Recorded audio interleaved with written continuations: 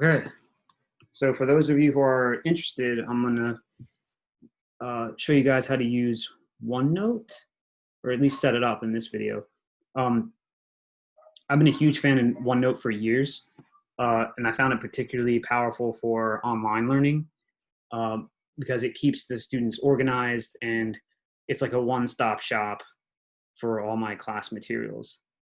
So basically what it is, it's an online electronic notebook that I set up for each of the students. And their electronic notebooks are connected to my electronic notebook. So it's a good way to keep the kids organized and for me to keep track of kind of like what they're doing, because I have access to their notebooks and but they don't have, so I have access to their notebooks, but they don't have access to each other's notebooks.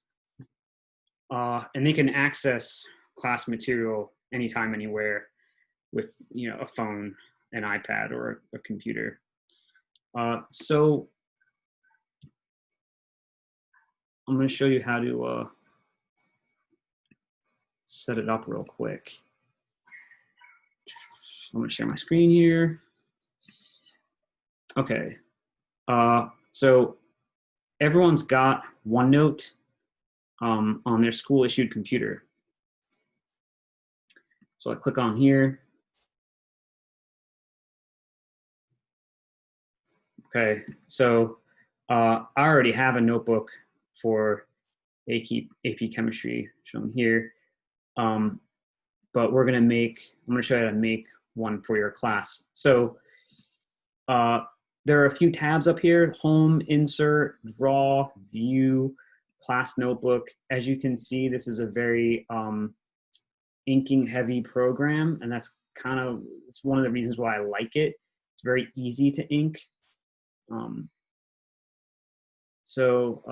Click on Class Notebook and create Class Notebook. So it'll ask you to log in. So you're gonna have to log in with your Microsoft 365 username and password. So it's gonna ask you to name your notebook. Do like, you know, IBC2 period E and G. That's the name of your notebook. And then OneNote tells you what you're gonna have. So when you set up a class notebook, you're gonna have a collaboration space. So this is a page where you and the students can collaborate in real time. I use that quite a bit, especially for online office hours. And if the teacher and the student both have inking capability, it's really, really nice. And you can have like huge collaboration. You can have multiple students collaborate at the same time. So that's a page that's like open to everyone. Everyone can work on. There's a content library, so that's just basically a place where I can dump all the class material and the students have access to it. And then OneNote is going to create an electronic notebook for every student, right? You click on next. You can have other teachers have access to your notebook. So, you know, if you're team teaching, this might be nice. Specifically for the IBC team, that might be cool. And then you type in the emails of all your students. I just do a copy and paste job. It's pretty easy. Or you can enter students' names manually and they'll come up. So like if I type in Jason, it might take a minute, but look, there's many Jasons. You just pick the student that you want and you do that for all your students, right? And then you click next. And what OneNote will do is it'll send an email out to every student with a link to their electronic notebook. And when they click on the link, OneNote will give them the option. They'll say, hey, do you want to work with your electronic notebook with a web browser, or do you want to open it up with Microsoft OneNote on your desktop? And I always try to tell students, like, open it with the desktop app, because just working with your electronic notebook through the web browser can get kind of clunky. So that's how you set it up. Now, I think I'll make another video soon about what stuff you can do with it.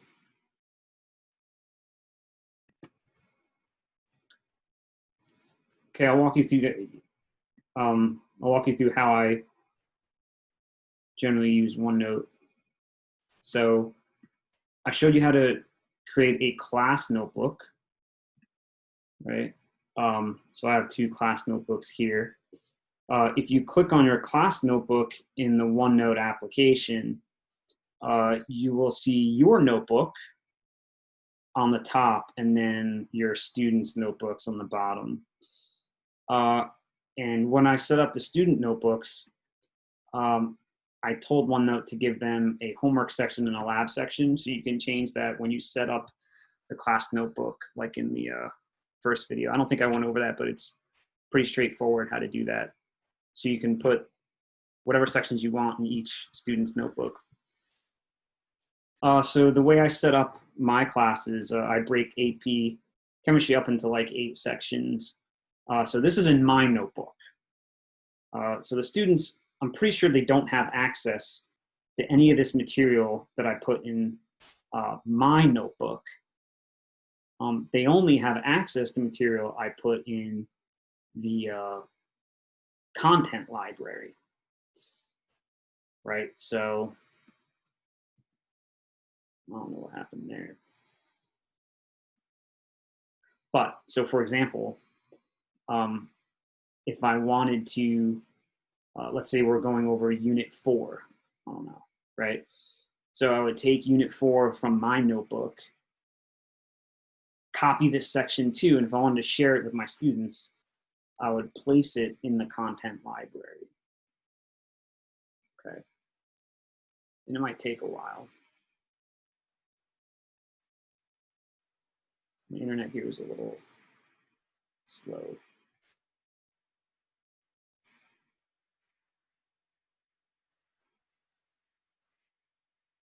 Okay, so see, it shows up in the content library.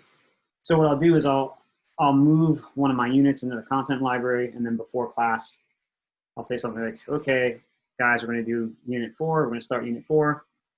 I put unit 4 in the content library. Please copy it over into your own notebook. And the reason for that is they can take notes on the side. So here are my lecture notes, and they could, you know, write notes on the side, because not everything that I say is included in my notes. It's kind of like an outline. So they can take notes on the side. They can ink on the side, and they like to do that. To keep everything as organized as possible, each one of my units is set up in a very similar way. So I put my notes on the top, what labs we're going to do for that unit, any practice problems that I have, and then I put the keys to the practice problems as well. In addition to using the breakout rooms in Zoom, I like this collaboration space. So this is a section where the students can collaborate together. So what I've been doing is we've been working on homework together in the collaboration page. So the students can write their work down for the homework that was assigned, and then we can talk about it and critique it. So let's go over the tabs up here really quickly. So home. So before you start going through notebooks, I suggest that you sync the books.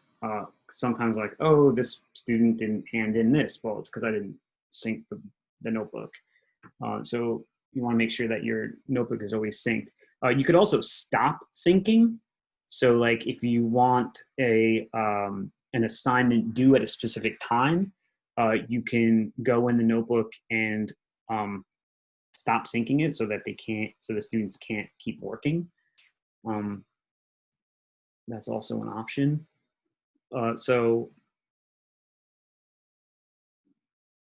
Here. So sometimes, so you can give feedback, obviously, on student work by inking or just typing, right? Sometimes I use this audio recording feature. So you can click on that and you could record you. So I'm recording now so I can say, hey, student, this is good work. I would like you to work on blah, blah, blah, blah, right? Sometimes I like to use that feature as well.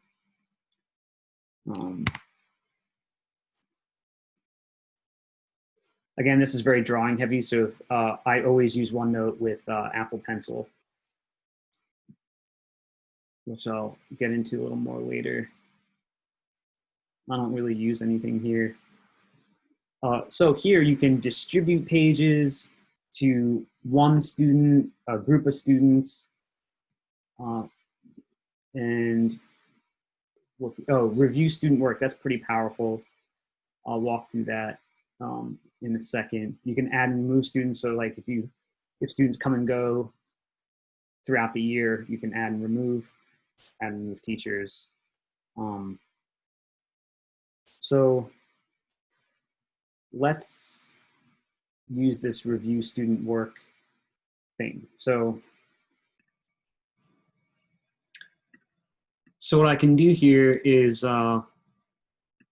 so under this exam review tab, I'm going to add a page and let's call it exam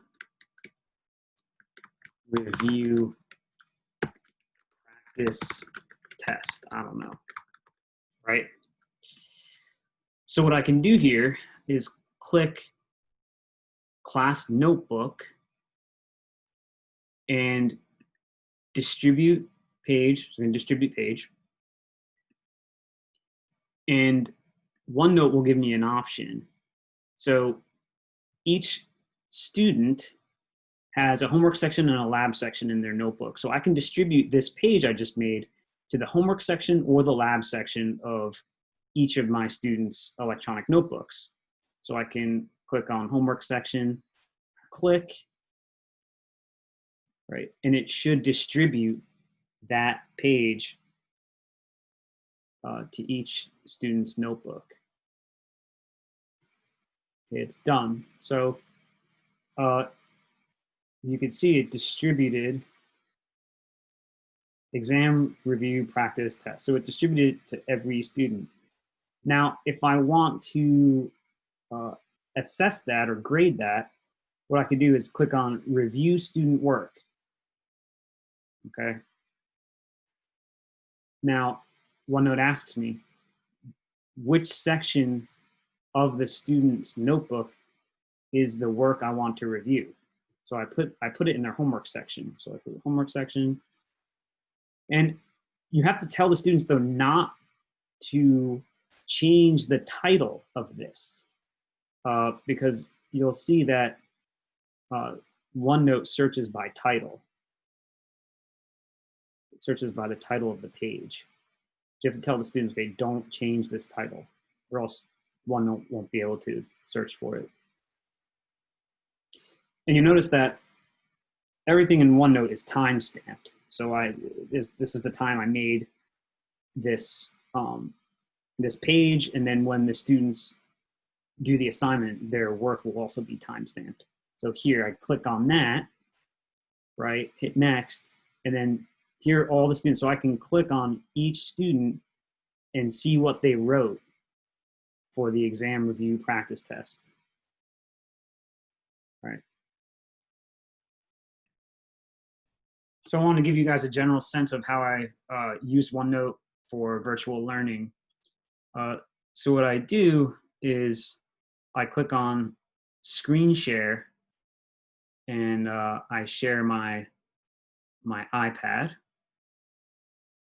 share, and then I go onto my iPad and I click screen mirroring, and a link to the Zoom meeting should show up. And I click on that, right? And here's OneNote. So I have OneNote downloaded on my iPad, and I have an Apple Pencil. I'll just show you very quickly how easy it is to ink. Right. It's much easier than using the whiteboard on Zoom, in my opinion. I should also mention that when I'm inking, not only can the students see the inking on Zoom, but their electronic notebooks are updated almost real time. So when I'm writing something, not only can they see it on Zoom, but it also shows up on their electronic notebook.